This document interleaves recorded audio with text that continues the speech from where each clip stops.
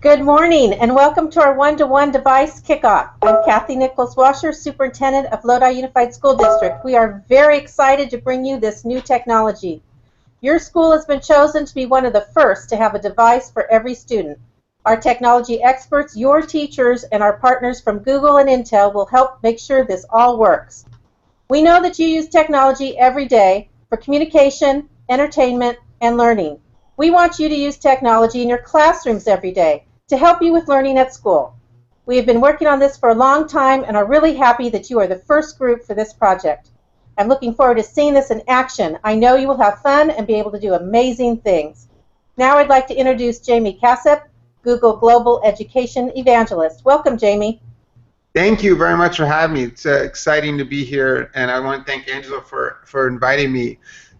So her and I talked earlier today about what you guys were doing and how excited she was about what you guys were working on, and asked me to share a couple of thoughts about what you guys were what this means, kind of, right? So I get a chance to visit lots of schools around the world. I'm actually home right now, so I did a quick look around, make sure that I forget. Sometimes I'm broadcasting. There's stuff on my desk, so I get to be home. But the one thought that I wanted to share was this idea that the world is fundamentally shifting beneath our feet, right? This idea that the world has changed in my lifetime, and that's a very rare thing to actually have to witness. When I was in high school, when I was a student, I used to have to go to this building that stored information, right? This building that had books, that had magazines, that had journals, reference material. This building where I had to go into these little tiny boxes and look for these little tiny cards to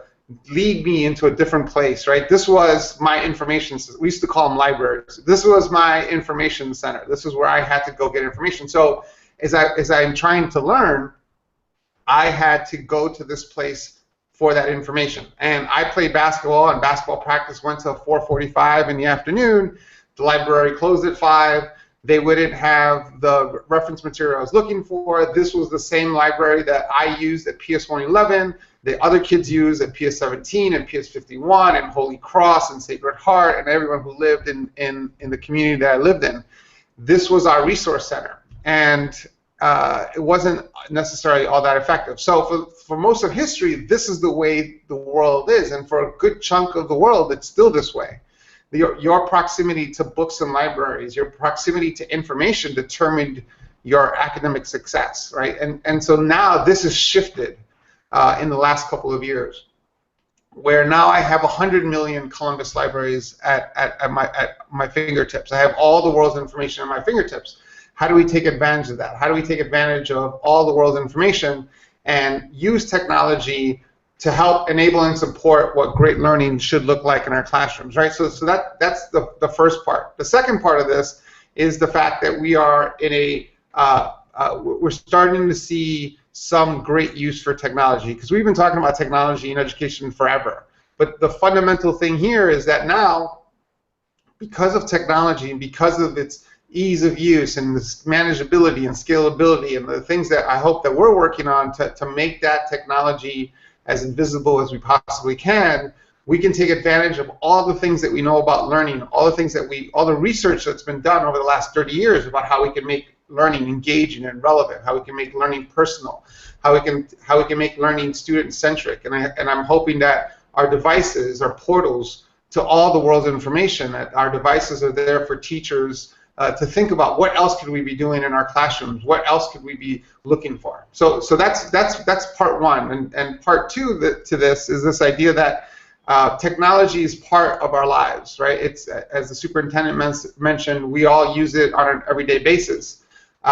One of the things that we have to be cautious of is that we don't create a generation of kids that just scroll, right? Digital citizenship is a minimum requirement for the new economy. What we really need are digital leaders. And so how do we use technology to create digital leaders? How do we teach our kids how to search, how to vet, how to make sense of information, how to dig deeper into something, how to understand something at a completely different level? Because now we live in a world where information is a commodity, right? Information has no value. I'll tell you a quick story that I share sometimes when I do keynotes. I'll be in the middle of my keynote and I'll talk about the fact that the world has shifted, and then I'll mention that I saw a statistic back in February that said that 7% of Americans can name you the first 4 presidents of the United States, right? 7%. Now, when I do this, the vibe in a room shifts. You can feel the room change because people are afraid that I'm going to call on them from the stage and ask them to name me who the first 4 presidents are. But the truth is that I could do that, and I can embarrass someone when I call someone to answer that question, and everyone can make fun of that person for the rest of the day. Or I can give everyone in the room 30 seconds, and all of them can tell me who the first 4 presidents are. And so in this world, information is a commodity. Information has no value. It's what we do with that information. How do we take information and convert it into intelligence? And that's the critical component of the new global network-based, knowledge-based economy that we're finding ourselves in. So that's fundamental in technology, and how we use technology in our classroom as an enabling and supporting capability is absolutely critical for this global network knowledge-based economy that we're living in. And then the final thing I'll say, I'm a first-generation American, born and raised in Hell's Kitchen, New York. Grew up on welfare and food stamps, and I just a couple weeks ago got to speak in the East Room of the White House, right? The surreal moment that I had, and that's the American dream, right? The ethos of the American dream is that if you work hard, you get your education, you can accomplish anything, and technology has to be part of that understanding now, right? If you make more than $75,000 a year, there's a really good chance, 90% chance, that you have technology at home, that you have devices at home, that you have connectivity at home. If you make less than that, if you make less than 30,000, you got a 50-50 shot. And so what we want to make sure that we do is take technology, bring it into our schools so that we can avoid a digital divide, so that we avoid having a population of students not growing up with technology, not growing up with those digital devices, not growing up with understanding how to search, how to look for things, how to vet information. And that is absolutely critical. So I'm excited about what you guys are doing. Hopefully in the next year I can come out and visit and see how you guys are applying this. And I'm excited that you guys are working with Angela, one of my favorite people on the team, and that you guys are doing really cool work. So I probably went longer than my 5 minutes, but I apologize for that. So I want to turn it over to Paige Johnson from Intel, who's going to talk a little bit about this as well. So thank you, guys. Thanks, Jamie. Hey, I'm really excited to be here. Intel is thrilled to be partnering with Lodi and also Google and HMH and RGS in this deployment. I think that you're embarking on a journey, and I have spent a lot of my career working with schools who are doing a very similar journey. So the good news is that you have solved one of the fundamental challenges of this journey, and that's around access. You're giving every student a device.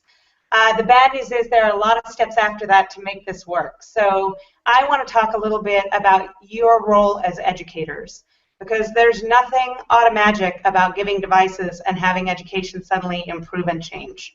That burden still lies heavily on you as educators in your school system, asking different questions that can't be Google cut and pasted, because the research really clear that if you do that, learning will go down. Making sure that you have really great assessment. Figuring out ways to help personalize the learning so it's more meaningful to your students.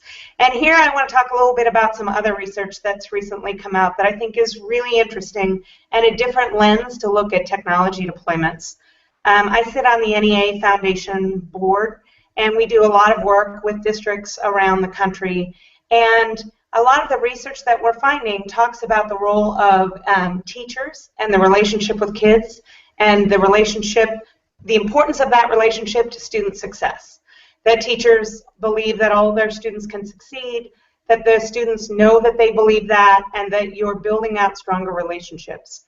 And what I think Lodi has set you up to do is to look at these this platform of Chromebooks and access and going one-to-one as a way to build deeper relationships with your students, to give them new and different ways to engage in the learning process, to talk to each other and to you, to collaborate in a different way, to reach out to their families.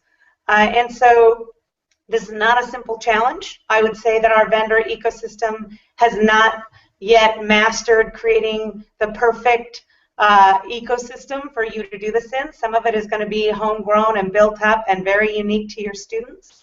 So I would challenge you to really work as a professional learning community, to support each other in your reflection around your practice, to share great apps and great ideas with each other. Overshare is better than undersharing, because you will face challenges.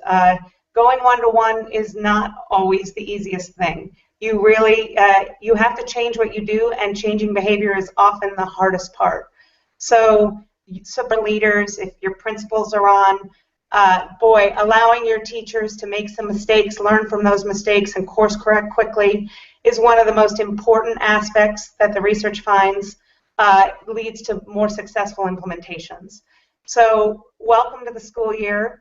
Congratulations on embarking on this journey, and we look forward to helping you achieve wild and great success in your learning environments with your families and students.